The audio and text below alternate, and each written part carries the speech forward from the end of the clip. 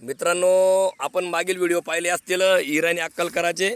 या ठिकाणी प्लॉटमध्ये स्वतः बियाणं घ्यायला आलेले दादा. या ठिकाणी जे फार्मर आलेले बियाणं घ्यायला. दादा नमस्कार. नमस्कार. साहेब कुठून आले आपण?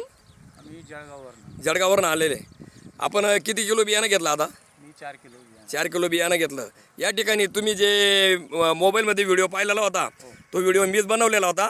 आता योगायोगाने आपण पण या प्लॉटवर आलेले. तुमच्या डोळ्यासमोर प्लॉट आहे आणि या ठिकाणी जे काही ठिकाणी आपण म्हणतो की व्हिडिओ बनवण्यापुरते फसवेगिरी होते बा, तसा विषय काहीच नाही. तुमच्या डोळ्यासमोर तुम्ही प्लॉटमध्ये उभे आहेत. बरोबर. हां, या ठिकाणी तर आपल्याला हे उत्पन्न कसं वाटलं, काय वाटलं या ठिकाणी आल्यानंतर? या उत्पन्नाची मी आधी पण गेल्या 2 वर्षापासून माहिती घेत होतो. हां, थोडं मोठ्यानं बोला.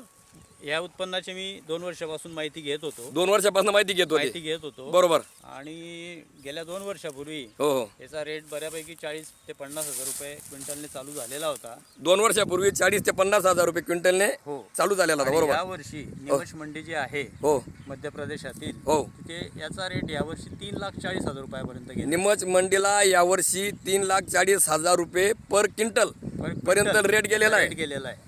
बरोबर आहे दादा. बियाणं हे महाराष्ट्रातून घ्यावं, बरोबर आपल्या माणसाकडून घ्यावं जवळ. बरोबर. आणि हे फ्रेश बियाणं असल्यामुळे बरोबर मी सतीश पाटलांकडे आलो.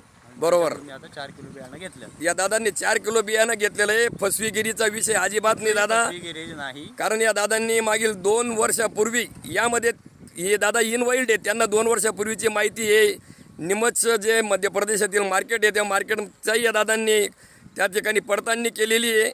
त्यामुळे हे या ठिकाणी बियाणं आणलेलं सक्सेसफुल आहे, समोर लावलेलं आहे. तरी शेतकरी बांधवांना माझी विनंती आहे, रिक्वेस्ट आहे की आपल्या एरियामधलं बियाणं घ्या. कारण इथलं गॅरंटीचं बियाणं आहे. तुम्ही कुठून तरी आणलं, नंतर तुम्ही बाहेर राज्यातून आणलं, तिथं फसवेगिरी जर जाणं तर तुम्ही कोणाला शोधायला जाणार?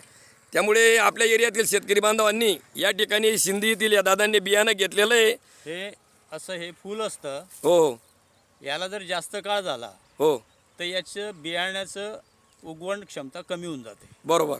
हे ताजं फ्रेश जर घेतलं त्याची उगवण क्षमता चांगली असते. बरोबर. म्हणून हे डोळ्यासमोर पाहून आम्ही हे बियाणं घेतलेलं आहे. बरोबर आहे दादा. हे बघा, 2 वर्षापासून दादा यांना या गोष्टीची माहिती गेली होती, पडताळणी केली तरच हे दादा इथं आलेले. शेतकऱ्यांना विनंती आहे, जे आपले पारंपरिक पिकं आहे थोडा फाटा देऊन थोडं 10-20 गुंठे का आहे ना, हे मसाल्याची पिकं, इतर पिकं आणि नवीन व्हरायटीज हे तुम्ही लावा. कारण निमच मार्केट हे आपल्या महाराष्ट्रामध्ये जवळजवळ 90% शेतकऱ्यांना माहिती नाही आहे साहेब, माहिती नाही आहे. त्यामुळे त्या ठिकाणी सुकलेले ज्या वस्तू आहेत त्या जास्ती प्रमाणामध्ये विकले जातात.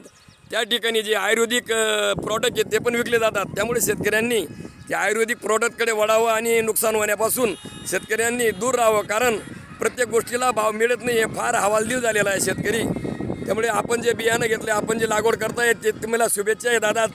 तुम्ही 100% सक्सेसफुल होणार. कारण तुम्ही जुने जाणकार आहे. यामध्ये शेतकरी बांधवांना तुम्ही सांगितलं की तुम्हाला 2 वर्षापासून या गोष्टीची माहितगिरी आहे, तर तुम्ही घेतलेलं आहे.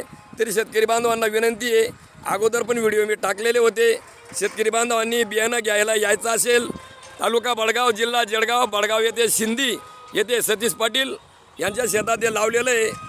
तरी आपल्याला स्क्रीनवर नंबर दिला जाईल. तरी जास्तीत जास्त शेतकऱ्यांनी अशा पिकाकडे वळावं ही विनंती आहे.